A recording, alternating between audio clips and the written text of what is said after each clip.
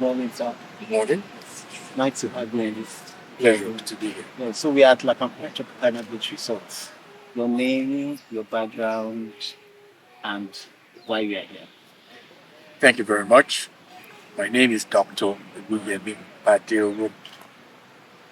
I'm an interventional cardiologist based in New York, United States. I trained at Obafemi Awolowo University with my colleagues, got in 1977, finished in 84, got the best student prize in the final exams, and a few other distinctions also.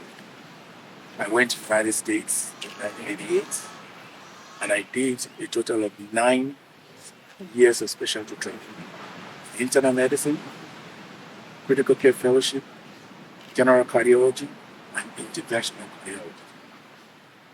The time that I finished that training, I was perhaps one of the very few African Americans in the United States with that type of training. I started in faculty practice as assistant program director, chairman of cardiology. I went on to one of our affiliated hospitals in New York, St. Joseph Episcopal Hospital, where I was the chief of cardiology for about 7 years. I came back to Central Brooklyn to start my own private practice called Cardiac Specialist in Brooklyn. I have had a very wonderful and fulfilling career taking care of heart disease, which is a scourge in the African American society because of all our multiple comorbidities and risk factors. I say to all my patients, when it comes to matters of the heart, I get to the heart of the matter. But more importantly, the foundation that launched me and my colleagues to international and world stage, where we've all excelled in our own respective discipline, came from University of Ife. We went to school at a time when all I needed was 15 naira for feeding, and tuition was free. And we got this world-class education, for free at the time. So, a few months ago, I came back, and in a quest to give back to that institution, I'm proud to say that I built a 60-bed medical student hostel, exclusively with my own money, and donated it to the school just for the medical students to have a place to stay and to be charged a nominal fee, which will be used in the maintenance of the place. So, to whom much is given, much is expected, and every one of us can do something now. Whether we need some lectures, we can get some prize, we do something. Collectively, we can do a lot. An African proverb says, if you want to go fast, go alone. If you want to go far, go together. Together, we can achieve it. So when it comes to matters of the heart, let's get to the heart of the matter. This is IPADA. You guys are all IPADians. You've come back home. How do you feel coming back? Well, first of all, I was blown away by this resort.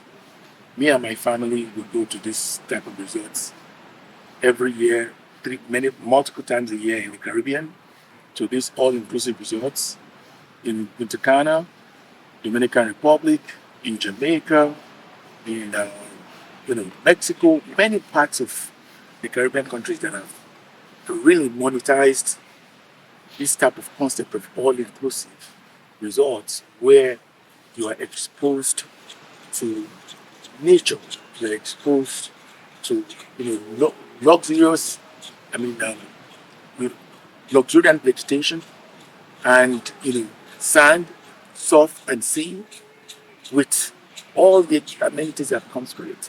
I was never aware that we have something like this in Nigeria. As a matter of fact, when we were driving in the long driveway from the gate to the facility, I saw a picture of my friend, Dr. Kule Akimboboye, on one of the posters on the way.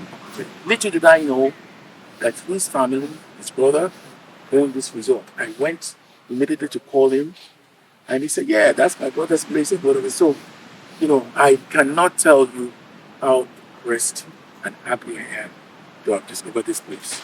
My American-born children came to visit Nigeria for the first time about 2-3 years ago, and they had a wonderful time. Next time I bring them, they're coming here because we've been to similar resorts in many parts of the Caribbean, and coming to one of our own where we have the same setup and where we have people that speak our language, where we have things that make us proud, is going to be priceless. So your advice to your colleagues abroad and Africans abroad?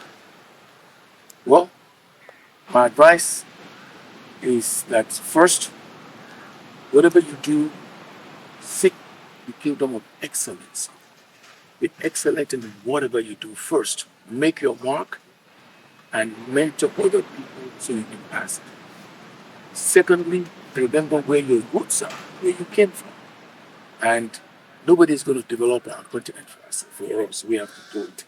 And whatever you can do, we all can contribute in our own little way. Martin Luther King said, while everybody cannot be a leader, everybody can serve. To be a leader, you have to be a servant. And while everybody cannot lead at the same time, we can serve in our own little way. My advice is that whatever you can do, whether it is to donate some books to some college, fund some kind of charity organizations that take care of patients, donate money to, motherless babies home or orphanage. But if you have been privileged to be in a profession where you're one of the top in your profession, wherever you are, then we should come back and impart the skills and knowledge and expertise on our future generation. Any species that is not invested in the success of its offspring is doomed to extinction. So whatever we know, whatever we've learned, we can pass it on, and everybody can contribute in any way to develop our country. Okay, remember your roots. Remember that there's joy in giving back. There's joy in doing things that people may not even notice. Okay, and that's a challenge for all of us. The most important resource that we have in Nigeria is our mental capacity and intellect.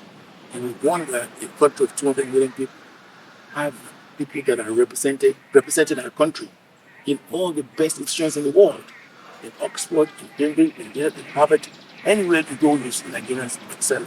So, our background, our genetics make us to be intellectually gifted. We can harness that power to try to make our intellect. My last question, sir. Can you still speak your language? Yes. Can you say some things in your language? Ẹ káàárọ̀ o, orúkọ tèmi ní ọ̀gbẹ́ni oníṣègùn Omíyẹmí ọmọ Gbadero. Ìlú Ìbàdàn ni wọ́n ti bí mi. Àwọn òbí mi wá láti Ìjẹ̀bú. Mo dẹ̀ lọ sí ilé ẹ̀kọ́ gíga ní St. Anthony's Grammar School, Ìṣòro Ìjẹ̀bú Òṣì. Kí n tó wá lọ sí yunifásitì Ilé Ifẹ̀. Nígbà yẹn a pè ní University of Ife. Nísinsìnyí, orúkọ yẹn ti di Ọbáfẹ́mi Awólọ́wọ̀ University. Inú mi dùn púpọ̀ láti wá sí orí ètò yìí. Okay, sir. Can your children also speak or they speak it? Well, they understand some rudiments of it. My children are biracial. My wife is half Japanese, half Philippines, and I am Nigerian. And because I'm so proud of my heritage, in spite of the biracial background, I gave every one of them Nigerian name. My first daughter, her name is Ndele. The second one is Babafemi. Another one is Oluga. And I think every one of them are Nigerian name. Even though they have American names, but they are called like a Nigerian name. And the ones that have gone to college in the United States, when they meet other Nigerians, their eyes will light up and say, do you know what your name means? And now they realize what strong background that they came from.